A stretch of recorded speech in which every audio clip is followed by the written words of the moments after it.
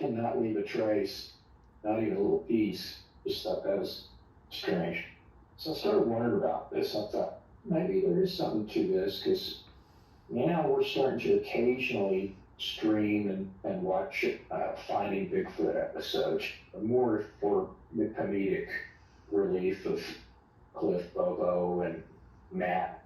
And I remember seeing them do calls, and I thought, oh, you know what? I'll just try one of these calls, one or two of these calls. So I did a couple of calls, and I didn't hear anything back. There was no reply. But what I didn't realize was if there was something going on out there, that probably ramped it up. And about 2 or 3 days later, I go out there to check on the deer corn in the feeder, see where the level's at, and see if I'm getting any little deer hoof prints out there, and see what kind of activity I have.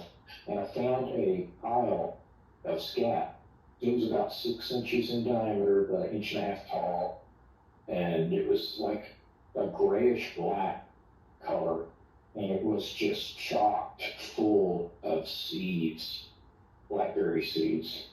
And it was like something had eaten 5 pounds of blackberries and then defecated into the creek. I have a little creek that runs back there right next to my feeder. And the water flowing around it had reduced its size, but when I found it, it was about 6 inches in diameter, about an inch and a half tall. I didn't think much of it. I thought maybe it's raccoons. At that time, we had about 4 or 5 raccoons, a family of about 3 or 4 possum. We had deer coming down there. I'd been catching on my trail cam on a tree nearby. We even had a coyote come up in the yard, and we always had coyotes around here nearby within, oh gosh, almost 2 or 3 nights, they'd be within an eighth of a mile. And needless to say, over time, all of those things disappeared. Even our copperheads and our water moccasins and other snakes and stuff that we had there. Whatever's out there, it depleted the food resources to practically nothing. So we came back one night from visiting family. It was about 8:30, and I remembered that I wanted to check on the deer feeder and see if I needed to put more deer corn in it or not. And I didn't usually go down there at 8:30. It was getting too dark. This was March, and I just never went down there that late before. I was going down there in the mornings or in the afternoons.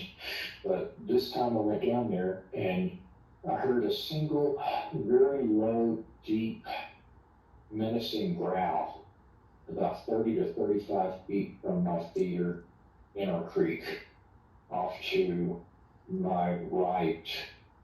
And I didn't see anything, but when I looked just straight ahead, I didn't look up into the tree, which I regret. I think whatever it was, it may have been up in the tree or behind some trees, and being down a hollow, it could project the sound and echo it off something else, so it maybe sounded like it was coming from a different direction.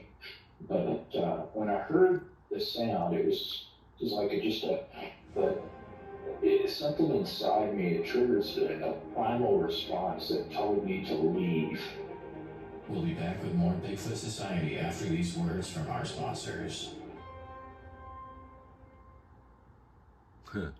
And this is my property. I'm protective of it. I'm armed usually most of the times. I wasn't that time, but if it was a guy or an animal that I could see, I would have probably said something to it, stood up to it.